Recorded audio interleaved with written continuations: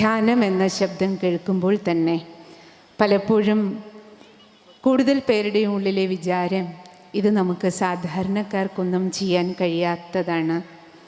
നമുക്ക് കുടുംബം, ജീവിതം, ജോലി ഇതിനെല്ലാം ഇടയിൽ എങ്ങനെ ധ്യാനിക്കും? അല്ലെങ്കിൽ ഇതെല്ലാം ഒരുപക്ഷെ സന്യാസിമാർക്കോ മഹാതപസ്വികൾക്കോ മാത്രം ചെയ്യാൻ കഴിയുന്ന കാര്യമാണ് എന്നൊരു തെറ്റായ ധാരണ കൂടുതൽ പേരുടെ ഉള്ളിലുമുണ്ട്.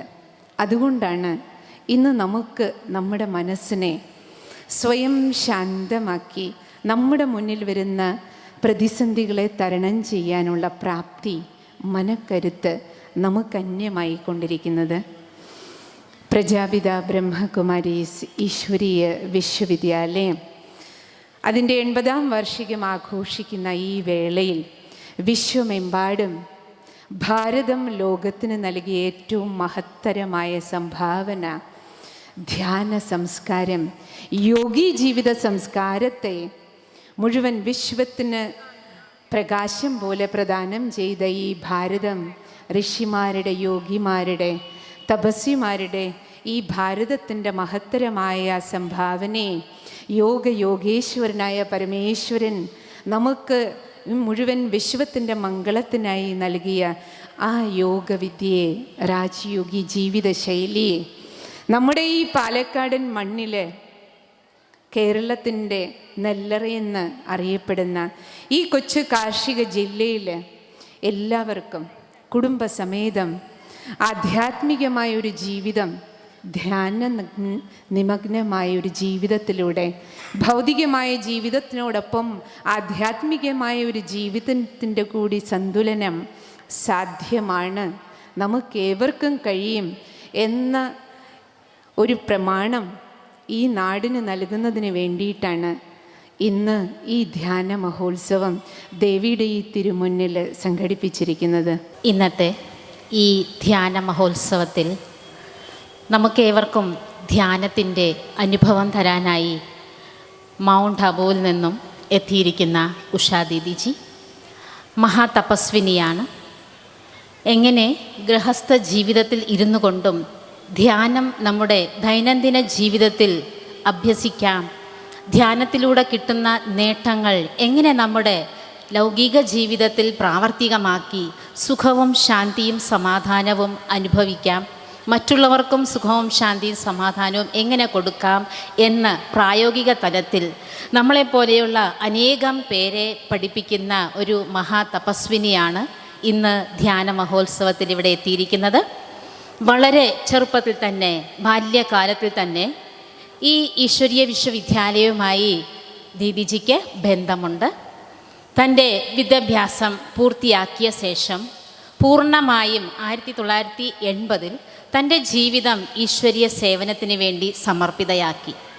മാനവ സേവനമാണ് മാധവ സേവയെന്ന് മനസ്സിലാക്കിയ ദീദിജി തുടക്കത്തിൽ ബോംബെയിലും ഹൈദരാബാദിലും തൻ്റെ സേവനം അർപ്പിച്ച ശേഷം 1985 ഒരു പാദയാത്രയുണ്ടായി. ആ പാദയാത്രയിൽ മുതൽ ദീദിജി നമ്മുടെ ഹെഡ് ക്വാർട്ടേഴ്സായ മൗണ്ട് അബു രാജസ്ഥാനിൽ തൻ്റെ സേവനം നൽകിക്കൊണ്ടിരിക്കുകയാണ്. ദീദിജിയുടെ ഒരു പ്രത്യേക കഴിവെന്താണെന്ന് വെച്ചാൽ മാനേജിങ് ലീഡർഷിപ്പിൻ്റെ കോഴ്സ്, സെൽഫ് മാനേജിങ് ലീഡർഷിപ്പ്, അതെങ്ങനെയാണ് മറ്റുള്ളവർക്ക് സ്വയം എങ്ങനെ മാനേജ് ചെയ്ത് ഏത് സാഹചര്യത്തിലും കൊണ്ടുപോകാം എന്നതിനെക്കുറിച്ച് ദീദിജി വളരെ പ്രവീണയാണ്. അതുമാത്രമല്ല, തൻ്റെ കഴിവ് പല കമ്പനികളിലെ സ്റ്റാഫുകൾക്കും വളരെ ഉയർന്ന എക്സിക്യൂട്ടീവ് മാനേജേഴ്സിനും ദീദിജി ഇത്തരത്തിലുള്ള കോഴ്സുകൾ എടുക്കാൻ ദീദിജിക്ക് കഴിഞ്ഞിട്ടുണ്ട്. അതുമാത്രമല്ല, ദീദിജി നല്ലൊരു രാജയോഗിയും കൂടിയാണ്. തൻ്റെ 43 വർഷത്തിൻ്റെ തപശക്തിയുമായിട്ടാണ് നമുക്ക് ഈ ധ്യാന മഹോത്സവത്തിന് എത്തിയിരിക്കുന്നത്. പിന്നെ ദീദിജി ഹെഡ് ക്വാർട്ടേഴ്സ് മൗണ്ട് അബു രാജസ്ഥാനിലാണ് തത്സമയം തൻ്റെ സേവനം അനുഷ്ഠിക്കുന്നത്.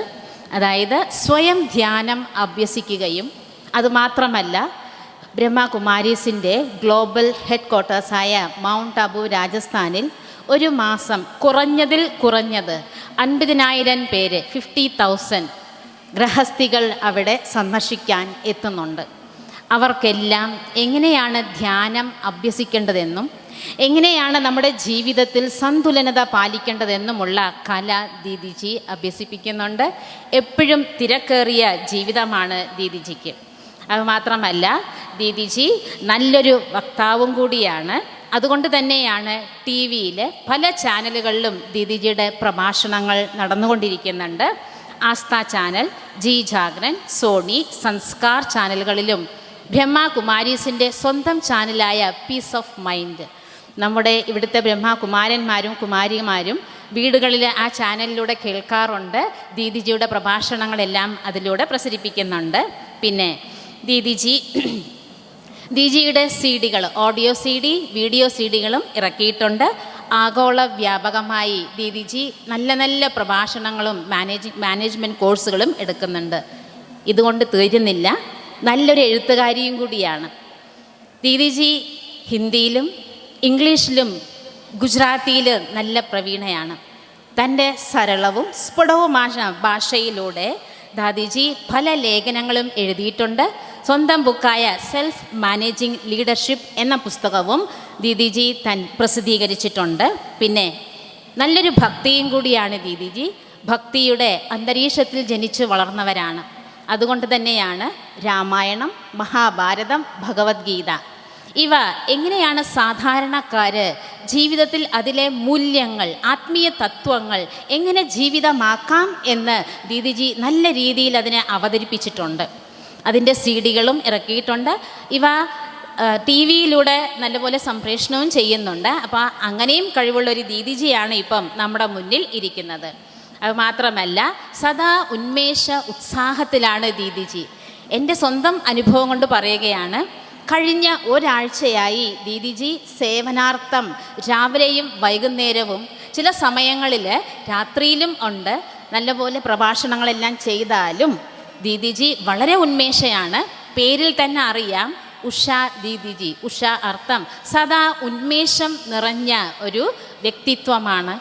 ദീദിജിയുടെ മുഖത്തിൻ്റെ ആത്മീയ തിളക്കം, കണ്ണുകളിൽ വരുന്ന ആത്മീയ തേജസ്, ദീദിയുടെ വാക്കിൽ നോക്കിയാൽ ആത്മീയ പ്രസരിപ്പ്, ഇവയെല്ലാം കൊണ്ടും അനേകരെ ആത്മീയ ശക്തി കൊണ്ട് സമ്പന്നമാക്കുന്ന നല്ലൊരു വ്യക്തിത്വത്തിൻ്റെ ഉടമയാണ് നമ്മുടെ മുന്നിൽ ഇരിക്കുന്നത്.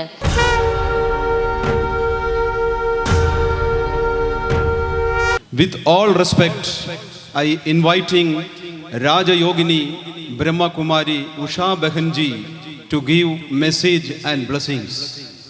Om Shanti.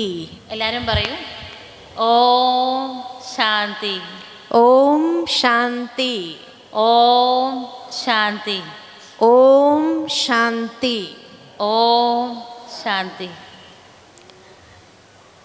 Invoking the most beloved Supreme Father, today amongst all of us, Dhyan is the need of the hour.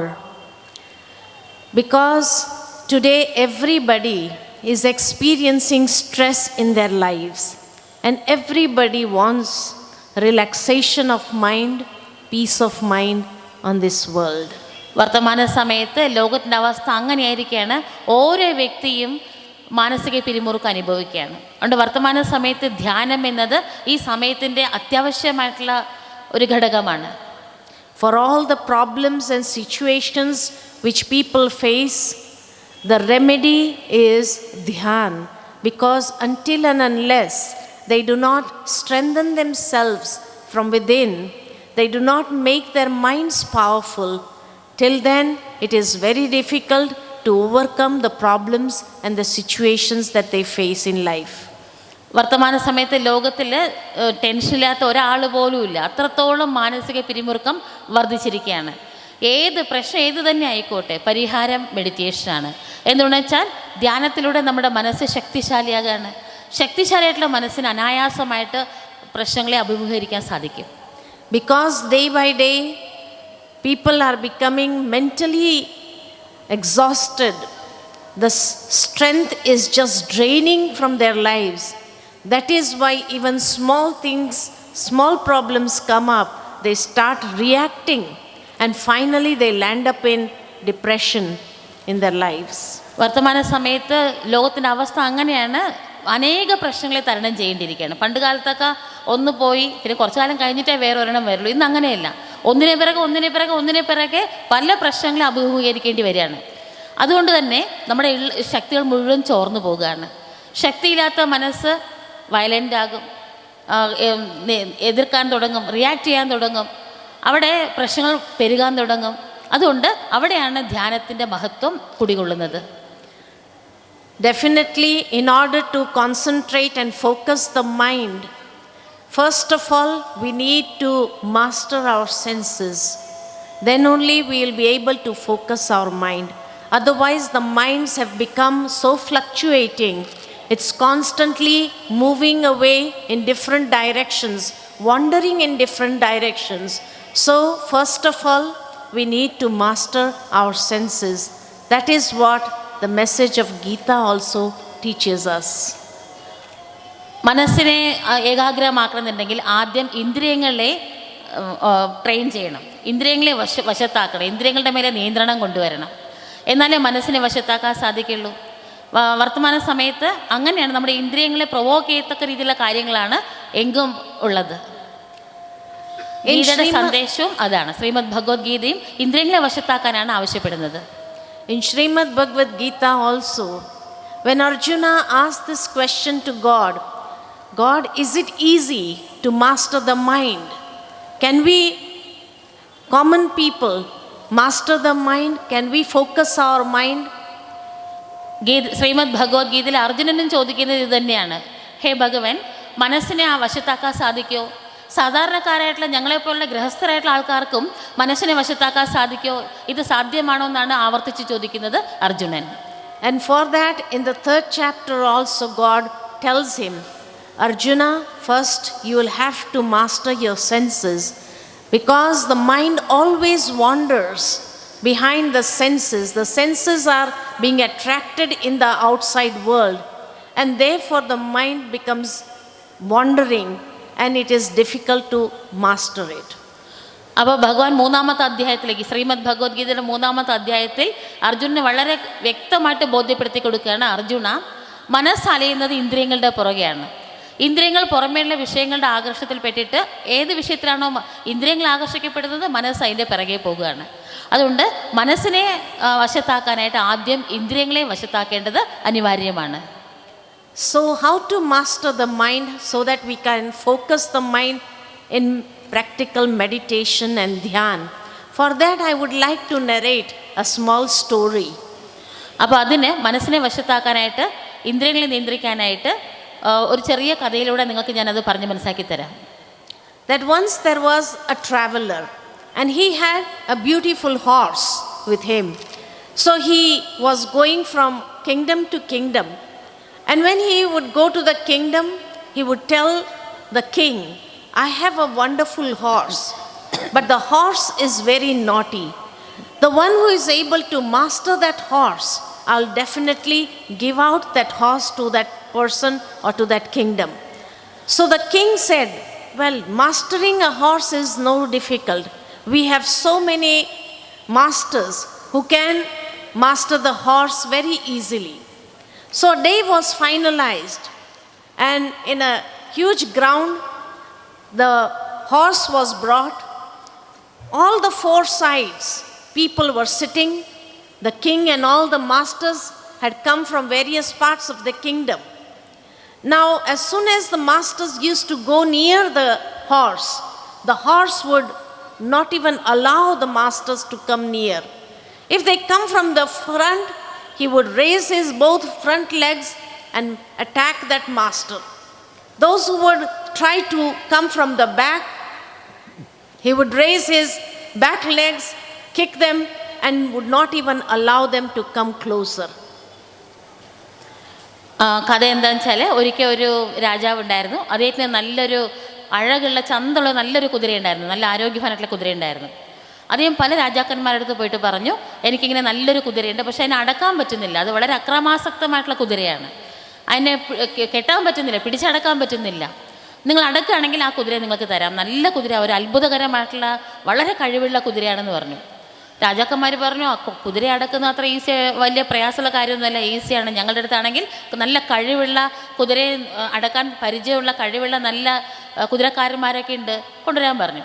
ഒരു ദിവസം ഫിക്സ് ചെയ്തു. എല്ലാ രാജാക്കന്മാരും അവരുടെ നല്ല നല്ല മിടുക്കന്മാരായിട്ടുള്ള കുതിരക്കാരെയൊക്കെ കൊണ്ടുവന്നിട്ടുണ്ട്. ഒരുപാട് കാണികളൊക്കെ നാനാഭാഗത്ത് ഇരിപ്പുണ്ട്. ആ കുതിരയെ കൊണ്ടുവന്നു. ഇവരെല്ലാവരും നല്ല മിടുക്കന്മാരായിട്ടുള്ള നല്ല അനുഭവമുള്ള തഴക്കവും പഴക്കമുള്ള കുതിരക്കാരന്മാരാണ്. പക്ഷേ കുതിരയുടെ അടുത്ത് പോലും പോകാൻ പറ്റുന്നില്ല. മുൻഭാഗത്തൂടെ പോകാൻ തുടങ്ങിയാൽ 2 ഫ്രണ്ട് കാലുകൊണ്ട് അറ്റാക്ക് ചെയ്യും. പിൻഭാഗത്തൂടെ പോകാൻ നോക്കുമ്പോൾ ബാക്കിൽ 2 കാലുകൊണ്ട് ആക്രമിക്കും. ഒരു വിധത്തിലും ആർക്കും ആ കുതിരയെ ഒന്ന് സമീപിക്കാൻ പോലും സാധിച്ചില്ല. Slowly and gradually, when all the masters failed to master the horse, the king was so astonished. In my kingdom, there is no master who can master this horse. So he asked the subject, is there anyone who can come forward to master this horse? The subjects also started thinking, if the masters are not able to master, how can I do so? So everybody remained calm. അപ്പോൾ രാജാവിന് അത് വളരെ വലിയ നാണക്കേട് പോലെ തോന്നി. എൻ്റെ രാജ്യത്തിൽ ഇത്രയും നല്ല കഴിവുള്ള മിടുക്കന്മാരായിട്ടുള്ള കുതിരക്കാരെ ഉണ്ടായിട്ട് ഒരു കുതിരയെ അടക്കാൻ സാധിച്ചില്ല എന്നുള്ളത് ആ രാജ്യത്തിന് തന്നെ നാണക്കേടാണ്. അപ്പോൾ അദ്ദേഹം പ്രജകളോട് ചോദിച്ചു, നിങ്ങൾക്ക് ആർക്കെങ്കിലും ഈ കുതിര അടക്കാനായിട്ട് ധൈര്യമുണ്ടോ? ആർക്കെങ്കിലും വരാൻ പറ്റുമോ ഈ വെല്ലുവിളിയെ സ്വീകരിക്കാൻ എന്ന് അദ്ദേഹം ചോദിച്ചു. അവിടെ ഉണ്ടായിരുന്ന പ്രജകൾ വിചാരിച്ചു, ഇത്രയും തഴക്കവും പഴക്കമുള്ള മിടുക്കന്മാരായിട്ടുള്ള അനുഭവസ്ഥരായിട്ടുള്ള കുതിരക്കാർക്ക് ചെയ്യാൻ പറ്റാത്ത കാര്യം ഞങ്ങൾക്ക് എങ്ങനെ ചെയ്യാൻ പറ്റും? ഓരോരുത്തരും വിചാരിച്ചു, എനിക്ക് സാധിക്കില്ല. എല്ലാവരും silent ആയിട്ടിരുന്നു. So finally, when the king was asking everyone, the prince was watching the whole scene. So he asked the king, can I go and try to master the horse? The king said, if the subjects cannot do, the masters cannot do, how are you going to do? So he said, give me the permission. Definitely, I think I may be able to master the horse. And he was watching since long that in the direction the horse was placed, there was a huge shadow. And whenever anyone came near the shadow, when the horse saw the shadow, he used to just become wild. And that's why he was not able to allow anyone come near it. So the prince, what he did, gradually he turned the direction of the horse and brought the direction in which the shadow was behind. And now the horse could not see the shadow. And then gradually from behind, he jumped onto the horse and catch hold of the reins, and the horse was mastered. അതെല്ലാം കണ്ടോണ്ടും കേട്ടോണ്ടിരുന്ന രാജകുമാരൻ രാജാവിനോട് പറഞ്ഞു, രാജാവേ, എനിക്ക് കുതിരയെ നിയന്ത്രിക്കാൻ സാധിക്കും, അങ്ങ് അനുമതി തന്നാലും. രാജാവ് പറഞ്ഞു, ഇത്ര നല്ല കുതിരക്കാരന്മാർക്ക് സാധിച്ചില്ല, ഇത്രയും പ്രജകളുണ്ട്, അവരിന്ന് ആരും വന്നില്ല, നിനക്കെങ്ങനെ കഴിയും ചോദിച്ചു. അങ്ങ് അനുവാദം തന്നാൽ മതി, എനിക്ക് ചെയ്യാൻ പറ്റും, അങ്ങ് എന്നെ വിശ്വസിക്കൂ എന്ന് പറഞ്ഞു. രാജാവ് സമ്മതിച്ചു. അപ്പോൾ ഈ രാജകുമാരൻ ഇത്രയും നേരം നിരീക്ഷിക്കുകയായിരുന്നു. ആ കുതിരയുടെ അടുത്തേക്ക് ആരെങ്കിലും വരുമ്പോൾ ഒരു നിഴൽ ഉണ്ട്. ആ നിഴൽ കാണുമ്പോഴാണ് കുതിര ആൾ വരുന്നത് മനസ്സിലാക്കിയിട്ട് എടുത്ത് ചാടുന്നതും ആക്രമിക്കുന്നതും. ഈ രാജകുമാരൻ ആദ്യം കുതിരയ്ക്ക് നിഴൽ കാണാൻ പറ്റാത്ത രീതിയിൽ കുതിരയുടെ ഡയറക്ഷനെ മാറ്റി നിർത്താൻ പറഞ്ഞു. അവിടെ ആ പ്രകാശം ഉണ്ടായിരുന്നു. ആ പ്രകാശം വേറെ സൈഡിലേക്ക് ആക്കിയപ്പം ആര് വന്നാലും നിഴൽ കുതിരയുടെ പിറകിലേ കാണുള്ളൂ, കുതിരയ്ക്ക് കാണാൻ പറ്റില്ല, കുതിരയുടെ പിറകിൽ ആ നിഴൽ വരുള്ളൂ. അത് കാരണം രാജകുമാരൻ മുന്നോട്ട് പോയപ്പം കുതിര കണ്ടില്ല. രാജകുമാരൻ ബാക്കിൽ നിന്ന് ഒരൊറ്റ ചാട്ടത്തിന് കുതിരയുടെ മുകളിൽ കയറിയിരുന്നു. കടുഞ്ഞാൻ പെട്ടെന്ന് കയ്യിലെടുത്തിട്ട് കുതിരയെ നിയന്ത്രിച്ചു. അങ്ങനെ കുതിരയെ വശത്താക്കാൻ രാജകുമാരന് കഴിഞ്ഞു. Similarly, the mind is compared with the horse. And today the horse has become so naughty. The mind is becoming difficult to manage. Why? Because we have placed ourselves and our senses in such a position that constantly the shadow, that is the attraction, the illusions in this world is attracting the senses now and then.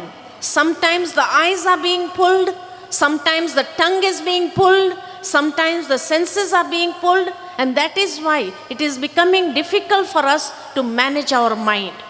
But gradually, if I turn my attention inwards for a few moments also, then we can see that those shadows, those illusions will just vanish away. And that is how, when I control my senses, I discipline my senses, I'm able to manage the mind as well. ഇത് തന്നെയാണ് മനസ്സിനെ വശത്താക്കാനുള്ള യുക്തിയും. നമ്മളെല്ലാവരുടെയും ഇന്ദ്രിയങ്ങൾ പുറമേയുള്ള കാര്യങ്ങൾ ആകർഷിക്കപ്പെടുകയാണ്. ചിലപ്പോൾ കണ്ണ് ആകർഷിക്കപ്പെടും, ചിലപ്പോൾ നാക്ക് ആകർഷിക്കപ്പെടും, ചിലപ്പോൾ ചെവി, ചിലപ്പം കയ്യ്, കാല്, ഇങ്ങനെ ഓരോന്നും മാറി മാറി മാറി ആകർഷിക്കപ്പെടുകയാണ്. നമ്മുടെ എങ്ങനെ കുതിരയ്ക്ക് കാണാൻ പറ്റാത്ത രീതിയിൽ ആ പ്രകാശത്തെ മാറ്റി കുതിരയുടെ കാഴ്ചപ്പാടിനെ വേറെ ദിശയിലേക്ക് മാറ്റി. അപ്പോൾ കുതിര അടക്കാൻ പറ്റി. അതേപോലെ നമ്മുടെ ശ്രദ്ധയെ നമ്മൾ പുറമേയുള്ള ഇന്ദ്രിയങ്ങളിൽ നിന്ന് ഇതൊക്കെ വെറും മിഥ്യയായിട്ടുള്ള കാര്യങ്ങളാണ്, ഇതൊന്നും സത്യമല്ല, യാഥാർത്ഥ്യം വേറെ ഒന്നാണ് എന്ന് മനസ്സിലാക്കി കഴിഞ്ഞിട്ട് ആ യഥാർത്ഥമല്ല എന്നറിയുമ്പോൾ മനസ്സ് ഓട്ടോമാറ്റിക്കായിട്ട് അകത്തേക്ക് തിരിയും. നമ്മുടെ മനസ്സിൻ്റെ ശക്തിയെ അകത്തേക്ക് തിരിച്ചു വിട്ടാൽ അകത്തുള്ള ആ വലിയ മഹത്വമേറിയ സത്യത്തെ, പൊരുളിനെ നമ്മൾ അറിയുമ്പം യഥാർത്ഥമായിട്ടുള്ള സത്യം അതാണ്, ഇതൊക്കെ മിഥ്യ എന്ന് മനസ്സിലാക്കുമ്പം മനസ്സ് താനെ നമ്മൾക്ക് വശത്തായി വരും. So for a few moments, a small request to all, please, the more you are able to stabilize your physical sense organs also, the more dhyan will be easier and you'll be able to enjoy. So master the sense organs with this consciousness that I am an eternal being. നമ്മൾക്ക് ധ്യാനത്തിൽ നല്ല ഗഹനമായിട്ടുള്ള അനുഭൂതി ലഭിക്കുന്നതിന് ഇന്ദ്രിയങ്ങളെയും വശത്താക്കേണ്ടത് അത്യാവശ്യമാണ്. അതിന് ഇങ്ങനെ നിങ്ങൾ ചിന്തിക്കൂ. എല്ലാവരും മൊബൈലൊക്കെ സ്വിച്ച് ഓഫ് ചെയ്ത് വെക്കണം, സൈലൻസിലിടണം. നിങ്ങളിങ്ങനെ ചിന്തിക്കൂ, ഞാൻ ആത്മാവ് അനശ്വരമായിട്ടുള്ളൊരു ഊർജമാണ്. With your mind's eye, visualize yourself in the center of the forehead as a divine star, divine light. മനോനേത്രം കൊണ്ട് നിങ്ങളുടെ ഇരുപുരുകങ്ങൾക്ക് മധ്യത്തിൽ ദിവ്യപ്രകാശമായിട്ട്, ദിവ്യ നക്ഷത്രമായിട്ട് തിളങ്ങുന്ന ആ ആത്മാവാകുന്ന ഊർജത്തെ മനോനേത്രം കൊണ്ട് കാണൂ. This body is just like a costume that I have put on, but I am the master of my physical senses. ഈ ശരീരം വെറും വേഷം മാത്രമാണ്. ആത്മാവായ ഞാൻ ദേഹത്തിൻ്റെ യജമാനനാണ്.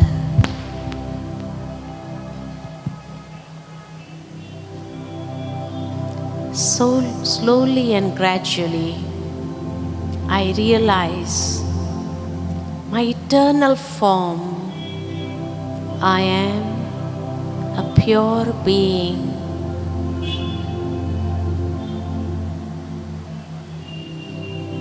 സാവകാശം ഞാൻ എൻ്റെ അനശ്വരമായ അസ്തിത്വത്തെ ഉണരുകയാണ്.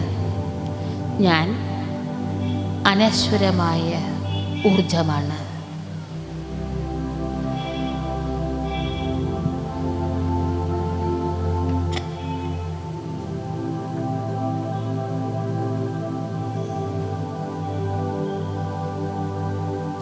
I am a divine being, a divine light, constantly radiating pure vibrations. This is my real form. ഞാൻ ദിവ്യമായൊരു പ്രകാശമാണ്. എന്നിൽ നിന്ന് നിരന്തരം ദിവ്യമായ തരംഗങ്ങൾ നാനാഭാഗത്തേക്കും പ്രസരിച്ചുകൊണ്ടിരിക്കുന്നു.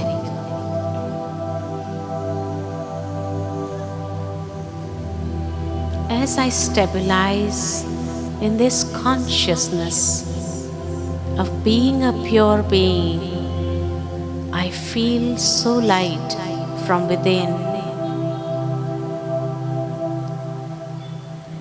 ഈ വിചാരങ്ങൾ അനുഭവിക്കും തോറും എൻ്റെ തന്നെ ആഴങ്ങളിൽ ഭാരരഹിതമായ ഒരവസ്ഥ അനുഭവിക്കാൻ കഴിയുന്നു.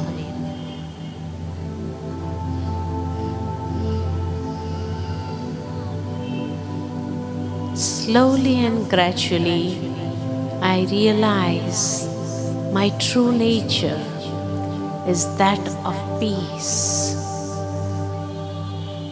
സാവകാശം. എൻ്റെ നിജധർമ്മം ശാന്തിയാണെന്ന് ഞാൻ അനുഭവിക്കുന്നു. Peace is my true religion. I am a peaceful being. ശാന്തി എൻ്റെ നിജധർമ്മമാണ്, സ്വഗുണമാണ്. ഞാൻ ശാന്ത സ്വരൂപ ആത്മാവാണ്.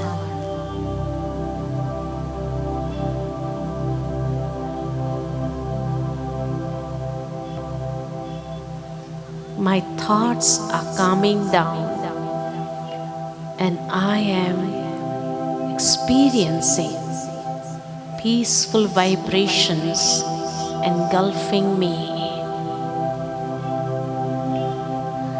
എൻ്റെ വിചാരങ്ങൾ ശാന്തമായി കൊണ്ടിരിക്കുന്നു.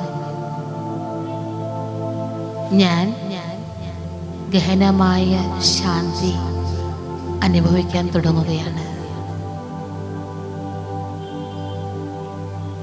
Such a beautiful feeling from within. Peace and light. എത്ര മധുരമായൊരു അനുഭൂതിയാണിത്. ഭാരരഹിതമായ അവസ്ഥയും ശാന്തിയും.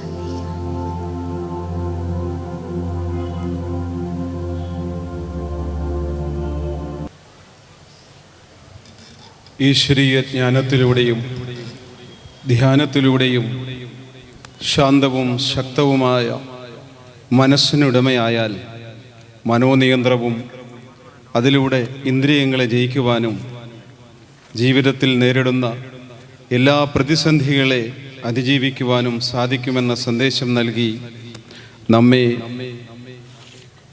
ധ്യാനാനുഭൂതിയുടെ ആഴക്കടലിലേക്ക് ഓരോരുത്തരെയും നയിച്ച് ആത്മാവിൽ പുതിയ വെളിച്ചം പകർന്നു തന്ന മഹാതപസ്വിനി ബ്രഹ്മകുമാരി ഉഷാ ബഹൻജിക്ക് ഹൃദയപൂർവമായ നന്ദി.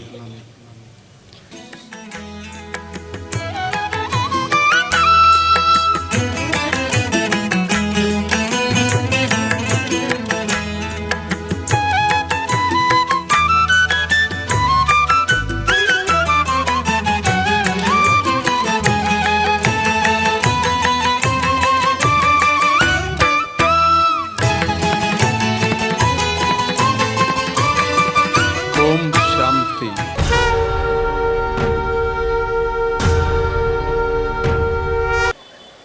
ഇന്നിവിടെ സർവ്വ വിശ്വവിദ്യാലയത്തിൻ്റെ 20ാം വാർഷികം ആഘോഷിക്കുന്ന വേളയിൽ പങ്കെടുക്കാനും നിങ്ങളോട് 2 വാക്ക് പറയാനും അവസരം കിട്ടിയത് വലിയൊരു ഭാഗ്യമായി കരുതുന്നു.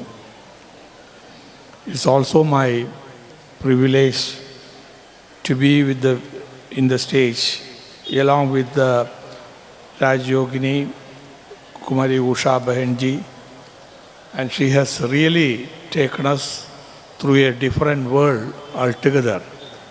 Last 15 minutes, I'm sure each one of us have experienced a new feeling. And also her talk was so simple and profound.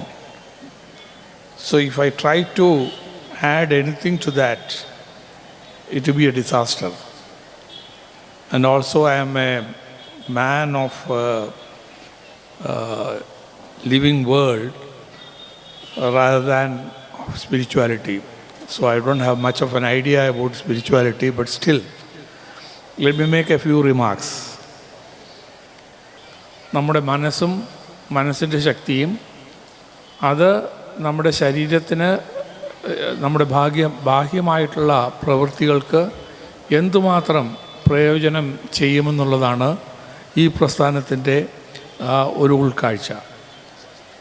അതിൻ്റെ അടിസ്ഥാനമായിട്ട് കഴിഞ്ഞ ഏകദേശം 80 വർഷമായിട്ട് ഈ പ്രസ്ഥാനം നടന്നുകൊണ്ടിരിക്കുകയാണ്. അതിൻ്റെ ഫലങ്ങൾ ഭാരതത്തിലെ പല ഭാഗങ്ങളിലും നമുക്ക് ദൃശ്യമായിട്ടുണ്ട്. ഇന്ന് ഇവിടുത്തെ സ്ഥിതി തന്നെ നോക്കാം. ഞാൻ ഈ മൈതാനത്ത് പല ചടങ്ങുകൾക്കും വന്നിട്ടുണ്ട്. ചിലത് രാഷ്ട്രീയക്കാരുടെയാണ്, ചിലത് കലാ സാംസ്കാരിക സംഘടനകളുടെയാണ്. പക്ഷേ ഇന്ന് ഇവിടെ കണ്ട പോലുള്ള ഒരു ജനക്കൂട്ടം ഞാൻ ഇതുവരെ കണ്ടിട്ടില്ല. അത് കാണിക്കുന്നത് ഈ ആശയം, ആ മനസ്സിൻ്റെ ശക്തിയെപ്പറ്റിയും മനസ്സിനെ എങ്ങനെ ശക്തിപ്പെടുത്താനും ആ ശക്തി ഉപയോഗിച്ച് നമുക്കെങ്ങനെ നേട്ടങ്ങളുണ്ടാക്കാം എന്നുള്ളതിനെ പറ്റിയും അതിലേക്കൊക്കെ ഉപരിയായിട്ട് മനസ്സിനെ തന്നെ നമ്മുടെ ശാന്തിക്ക് മാത്രമല്ല നമ്മുടെ കുടുംബത്തിനും സമൂഹത്തിനും ലോകത്തിനും ശാന്തി കൈവരിക്കാനുള്ള ഒരു മാർഗരേഖയാണ് നമ്മുടെ ഈ സഹോദരിമാർ പിന്തുടരുന്നത്.